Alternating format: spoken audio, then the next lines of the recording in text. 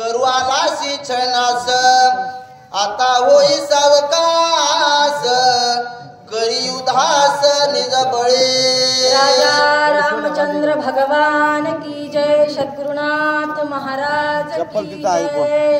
अशा प्रकारे असणारे हनुमंतराय आता स्वतःशी बोलत होते, म्हणत होते की तू कपटाने ब्राह्मणाचं रूप धारण केलं आणि माझ्या सोबत तू कपट रूपाने काय म्हणले, तू मला काय मारू पाहत होतास, परंतु आता तू सावध हो आणि माझ्या माराला काय हो म्हणले, माझ्या माराचा तू आता वाटेकरी हो. अशा प्रकारचे हनुमंतराय आता स्वतःशी निर्णय घेऊ लागले. म्हणतात माझे नियाते त्वरित आजी नवाच शिजवे जित आईशे जाणो निश्चित करी पुरुषार्थ निज बळे. अशा प्रकारे असणारे मारुतीराय म्हणत होते, अरे म्हणले तू इथपर्यंत कपट केलं हे बरोबर झालं, परंतु आता तू माझ्या हातून वाचणार नाहीस, आज मी तुझा निपात करीन. अशा प्रकारचे मारुतीराय बोलू लागले. आईशे बोलता मारुती सरसावला राक्षस मूर्ती रणी जिंकावया कपी प्रती साठोपचित्ती मांडिला. अशा प्रकारे असणारे आता मारुतीराय सोबत यानं अगोदर तर कपट केलंच होतं, परंतु मारुतीराय याच्याकडे चाल करून येत आहेत याने अंतर्ज्ञानाने ओळखलं आणि मारुतीरायवर सुद्धा याने सुद्धा आता चाल करायला सुरुवात केली आहे. म्हणतात कपट आपलं दाखवायला सुरुवात करत आहे. आई कोणी कपीचे उत्तर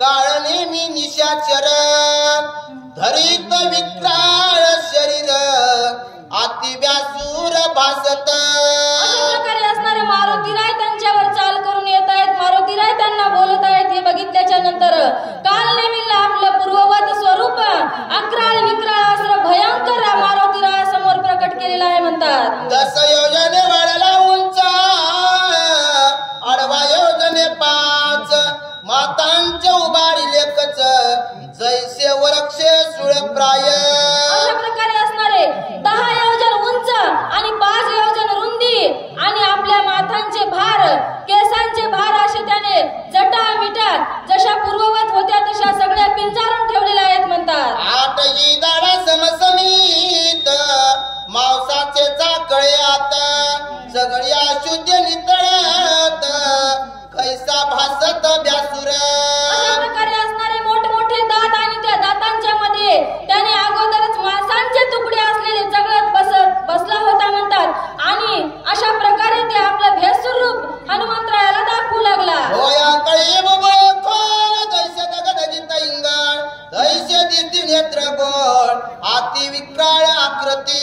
अशा प्रकारे असणारे त्याचे डोळे एवढे मोठे होते. म्हणतात आणि आकाशासारखे निळे भोर होते. अशा प्रकारचे अक्राळ विक्राळ असणारे डोळे सुद्धा तो पिंजारून वटारून डोळे वटारून मारुतीरायाकडे पाहत होता.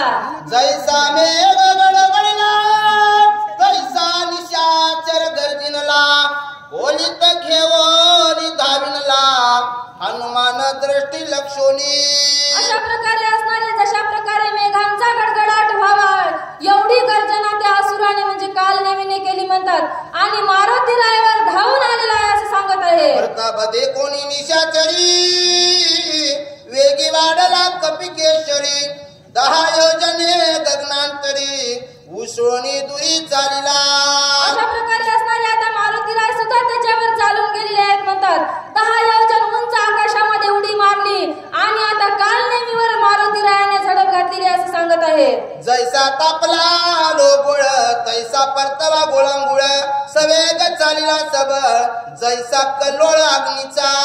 ज्या प्रकारे अग्नी प्रज्वलित व्हावा भडभड जाळा उठावे अशा प्रकारचे मारुतीराय आणि काल नेमी दोघेही एकमेकावर प्राणघातकी हल्ला करायला सुरुवात करत होते. म्हणतात लक्षणी आणि शाचरा उडी घातली सत्वर झाले शत चूर्ण शरीर कपी भार वरी पडता.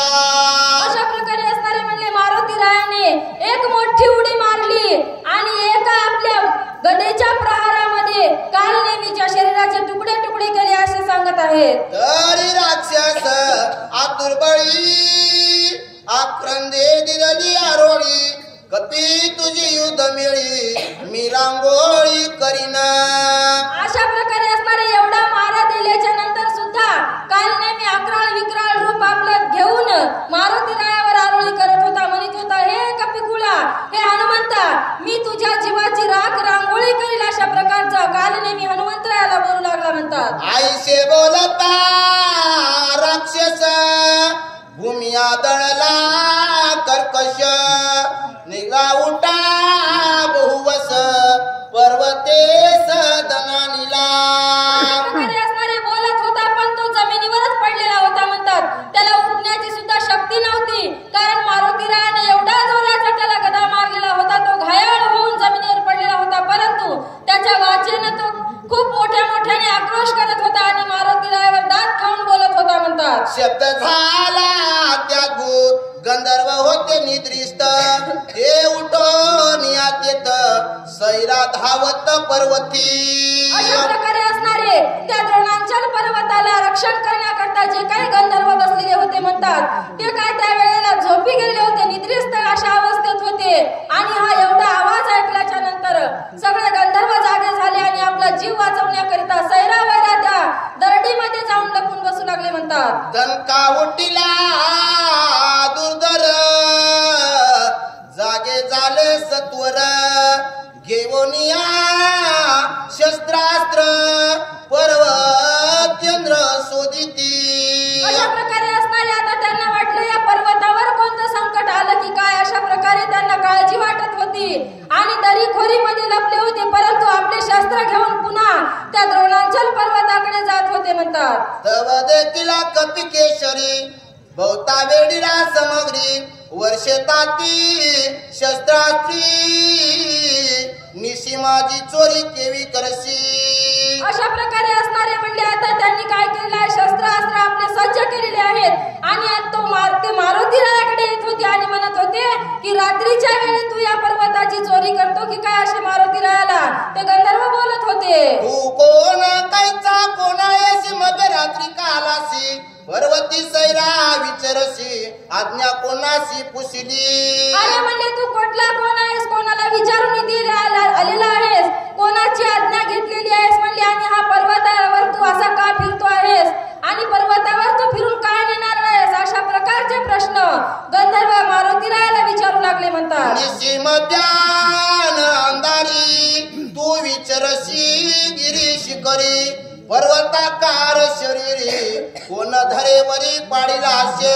अशा प्रकारे म्हणले तू एवढ्या रात्री या वनामध्ये म्हणजे त्या जंगलामध्ये काय फिरत आहेस, कशा प्रकारे फिरत आहेस, कशासाठी फिरतोस आणि तो तेवढा बलाढ्य राक्षस तू कोणता मारला आहेस, म्हणून ही सगळी माहिती आम्हाला सांग, अशा प्रकारचे गंधर्व हनुमंतरायाला बोलू लागले. एक मराठी पुस्तक आहे धराबंद हातवा मध्यरात्री विचारताय तस्कर होय सर्वथा.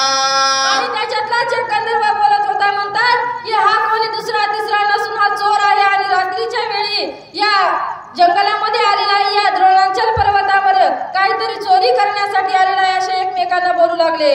आयसा करीती कलोळ मिनले सबोते सकळ ते देखोनी गोळांगुळ मधुर बोलत. अशा प्रकारे असणारे एकमेकांना बोलत होते की आता या द्रोणांचल पर्वतावर चोरी करण्यासाठी हा आलेला आहे आणि मग काय करणार म्हणले, हा कोण, त्याने असं म्हणल्याच्या नंतर हनुमंतराय आता काय मधुर उत्तर देत आहेत ते पाहू म्हणतात. जंबूद्वीपाचे दक्षिण कोणी किष्किंधाचे राजधानी सुग्रीवराज चुडामणी तये स्थानी नांदत. अशा प्रकारे असणारे मारुतीराय आता माहिती द्यायला सुरुवात करत होते म्हणतात.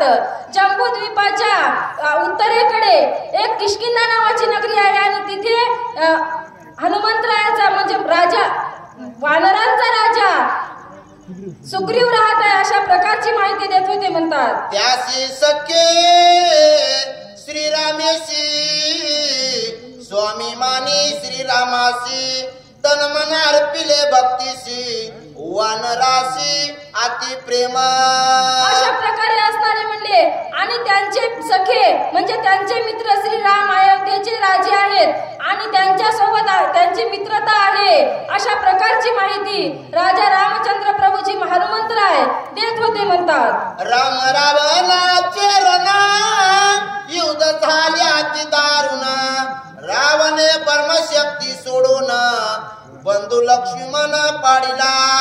आणि दुसरी गोष्ट सांगत होते की राजा रावणांचा आणि रामाचं युद्ध झालेलं आहे आणि या युद्धामध्ये रावणाने राजा रामचंद्र प्रभूवर शक्ती सोडलेली आहे आणि या ब्रह्मशक्तीचा मार लक्ष्मणाला लागलेला आहे अशी माहिती सांगू लागले. वाचवावया सौमित्रासी नेऊ आलो औषधेसी विघ्न न कराव्या मासी नमन तुमासी मी करीतो. आणि म्हणले त्या लक्ष्मणाचा प्राण वाचवण्यासाठी मी इथे वल्ली नेण्यासाठी आलेलो आहे आणि तुम्ही माझ्या या कार्यामध्ये विघ्न करू नये मला निर्विघ्न पार जाऊ द्यावं अशा प्रकारची विनंती हनुमंतराय गंधर्वांना करत होते म्हणतात. उदया येता गबस्ती प्राण सांडील उर्मिला पती म्हणून औषधी मध्यरात्री नेऊन इच्छिती मी आलो. अरे म्हणले काय होणार आहे दिवस जर निघाला आणि मी जर त्यांना औषधी नाही नेऊन दिली तर लक्ष्मणाचा प्राण जाणार आहे म्हणून मी मध्यरात्रीच्या वेळी या द्रोणांचल पर्वतावर औषधी नेण्यासाठी आलेलो आहे अशी माहिती हनुमंतराय गंधर्वांना देऊ लागले. सुगर्वे सहित वानर सकळ श्रीरामाचे किंकर माझे नाम हनुमान वीर मार्ग सत्वर मज द्यावा.